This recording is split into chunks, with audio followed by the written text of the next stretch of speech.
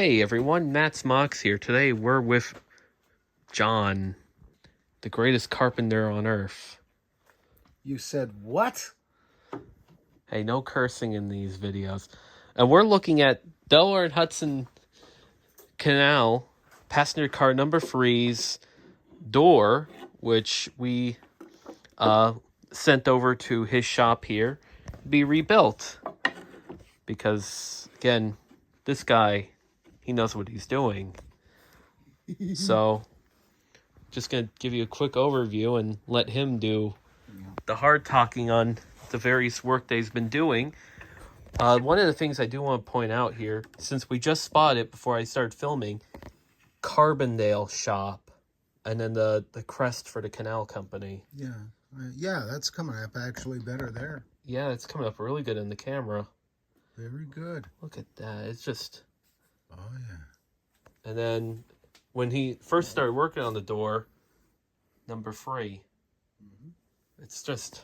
Yeah, that came up after I put the clear coat on it and did the repair on the corner here. That came out pretty nice. That just needs a little extra sanding on the curve. But there's that. We also have the original upper window here, which I just pulled out of our storage barn. That'll be restored. Wrapped up in bubble tape. And there's the various bits and pieces of the trim. Most of which we have. Some of it I got some new molding for, and it's what they call a glass bead molding. But a lot of what I've been doing is repairing some of the bits and pieces. This was all rotted out on the bottom, and I cut and fit pieces to fit in, and then sanded the contour back in and made sure it matched the one from the other side. So they're both the same contour. And one goes on this side, one goes on the other side.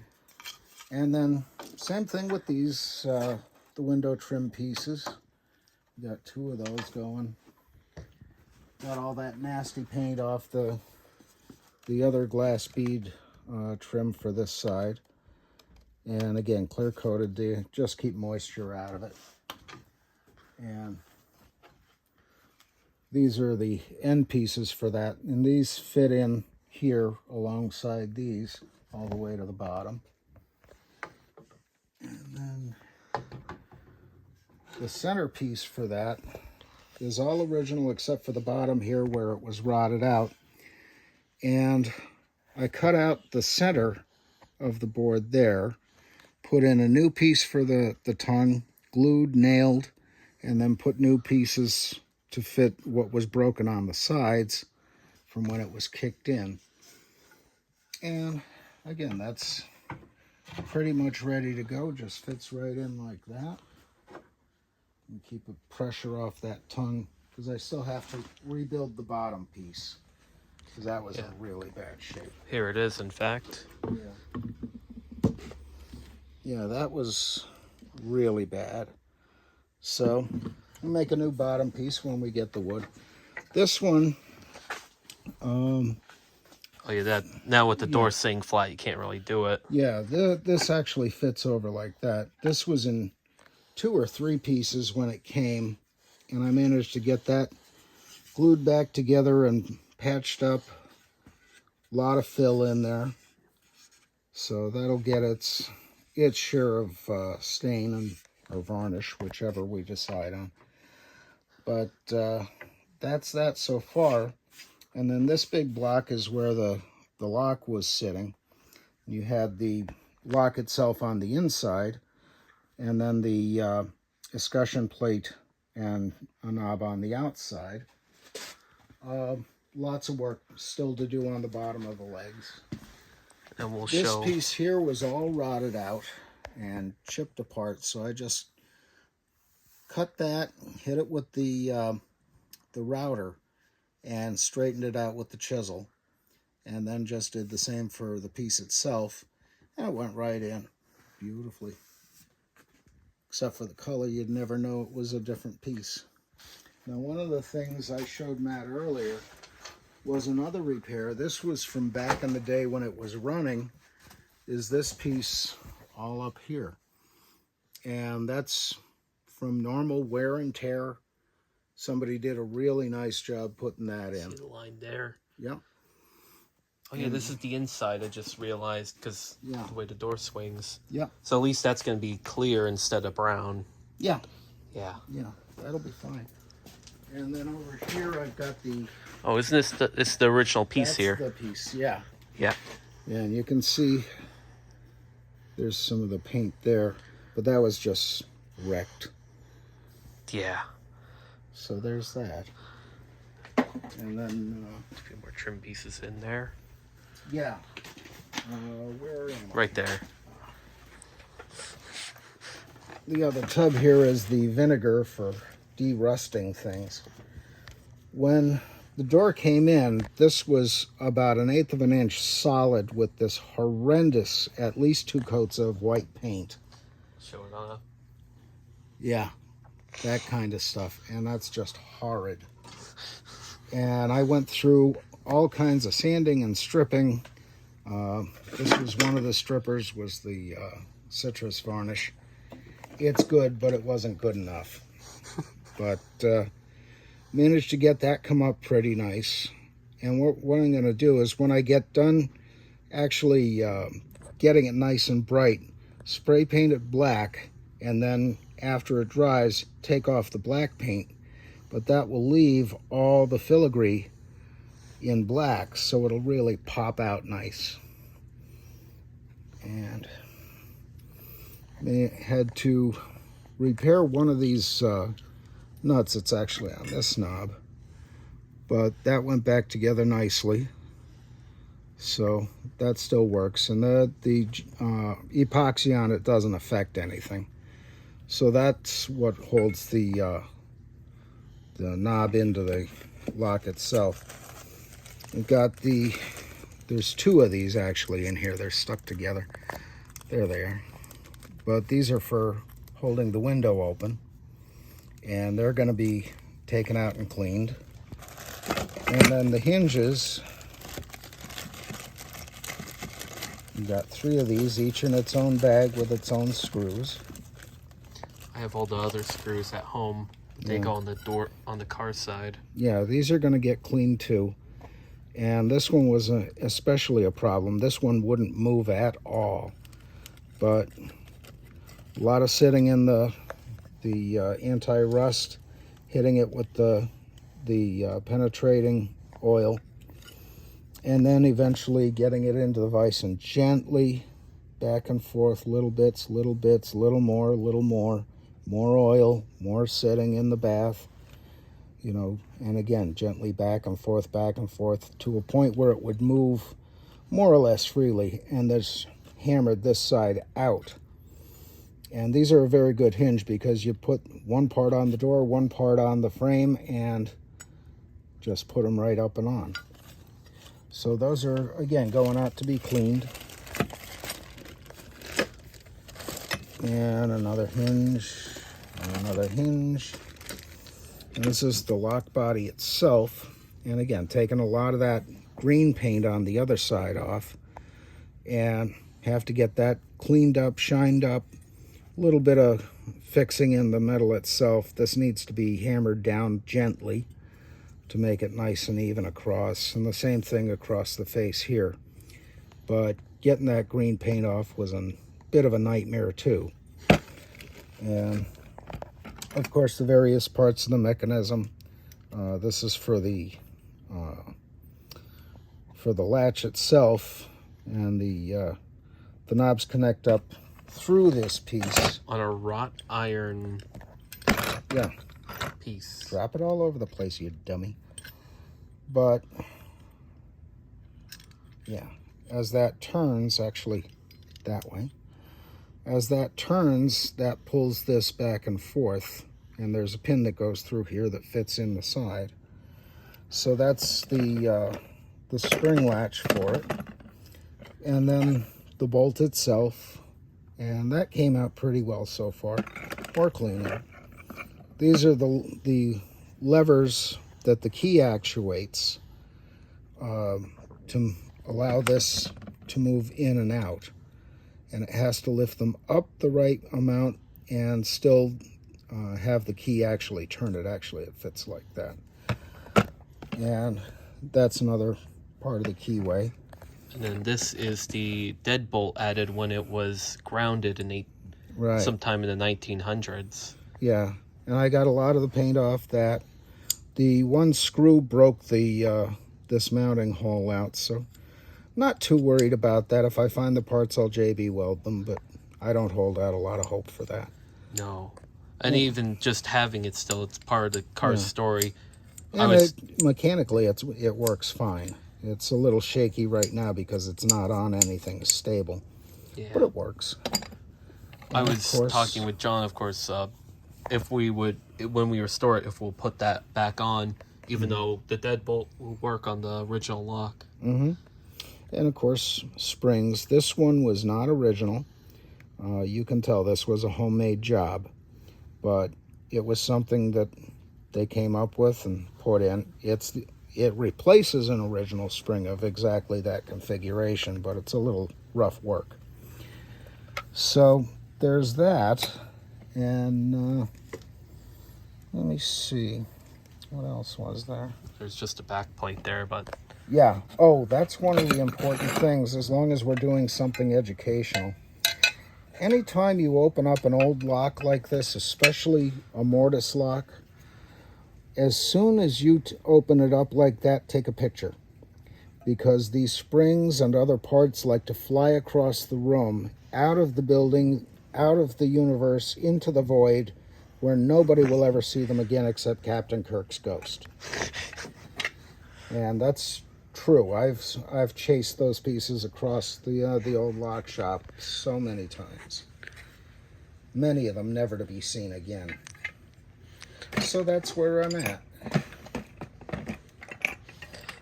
so that's Get these guys back in here. that's pretty much all with the door. Here's show you too. These are the original inset panels, and might as well show him the his planes that are from the Lackawanna Railroad. Yeah, and this piece is the top header for the window. And that just fits right in there underneath the other piece that goes across here. So there's that. And other than that, that's pretty much where we're at. But a lot of work went into these, especially these repairs, because it's not easy to put it together and clamp it, especially in a regular piece, because it wants to fold over on itself. So I had to come up with a jig to put that together. And again, a lot of the work on, cutting out and making new pieces, trimming them, sanding them flat, and filling in old nail and screw holes. I pulled about 200 staples out of this because somebody stapled on plastic or something. It was a piece of particle board. Yeah. Must have been at least in the 1960s. Something. But there were so many bloody staples in there. And of course that was one of the fears, was catching a tool on that. So what you do for that, I don't know where I put it, but I've got the magnet here. And, well, this has one on it. You just run a good magnet across, and the nails will tell you where they are. And again, like that. Yeah. And marked off all the nails as I went along. A lot of them are still in there because they would break if you tried to take them out, so I just pounded them down in. They're out of the way. They're not going to affect anything in these spaces or anywhere else. So lots more work to do on the lower legs. A lot of this is, cracked and busted out in places. So I'll replace the inner part first and then the outer. You can see it better on this one. This is where the inset pieces fit. And this is one of the old pieces. They would fit into there. And same here, same with the bottom piece. They were longer than this, obviously. but the inner piece will stay, but the outer pieces will have to get replaced. And I have samples up to the lumber yard right now to see if they can match up the species. He says these are probably cherry or mahogany. So we'll see what the price is going to be on that. We're hoping it's cherry. Yeah, we'll see. It looks like mahogany because of the pinker brown color. So there's that. But it also has the nice tan brown. And the grain looks similar to mahogany. So we'll see what he says. But there'll also be some of the red paint on here and underneath this white. But you have a sample piece here, which... yeah, take that with you. That's coming home with me. And then once the bottom is done, we got to make this foot kick plate.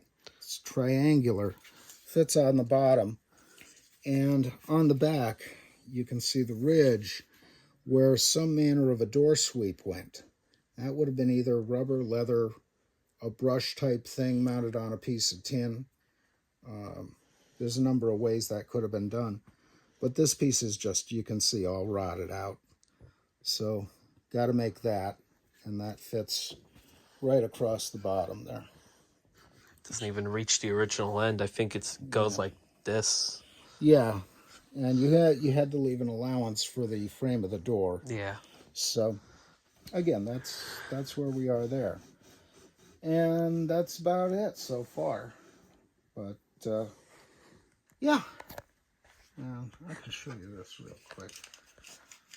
How the beading went on. Is this 1, 2? Yeah. I think this is wide enough to do it. Maybe not. Well, I'll show one side. We could put one of the insert pieces back in, and now we could put an insert piece in. Let's see if that'll work. Mostly. But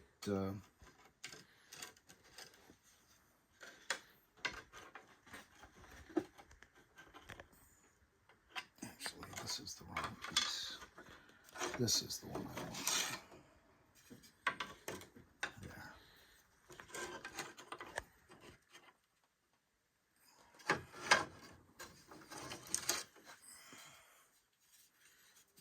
that. And so that was on these panels on the bottom. And again, another piece across the bottom there.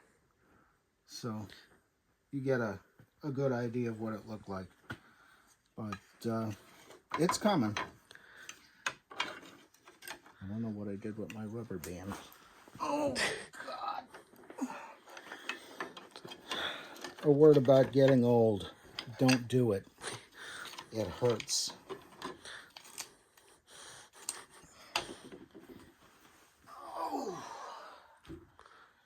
Getting old sucks.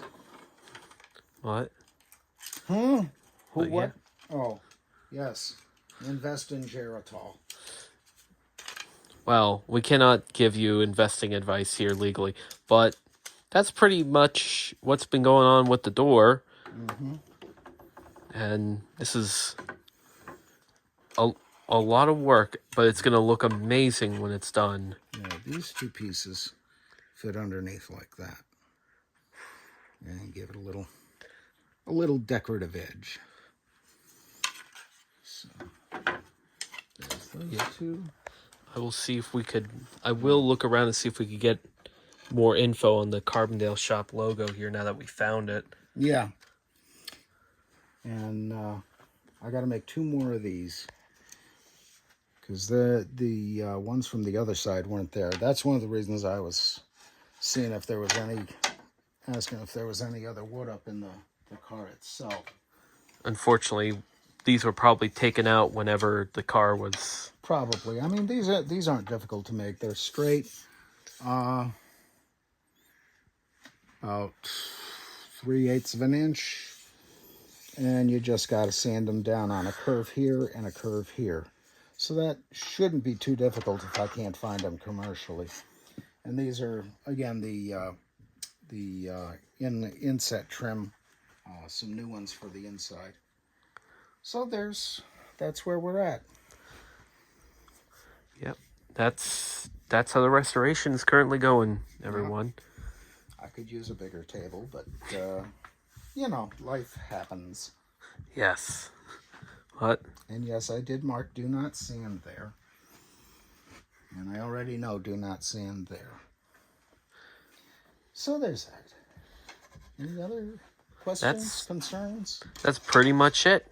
Alrighty. So I'd like to thank you all for watching and sticking through the video. Like, comment, subscribe, and donate to the D&H Coach free restoration. Mm-hmm. See, he even agrees. Yeah. So then we could continue doing this fantastic work here, mainly him. And it's going to be amazing having the oldest narrow gauge rail car in the entire Americas restored. Yeah. So, take care.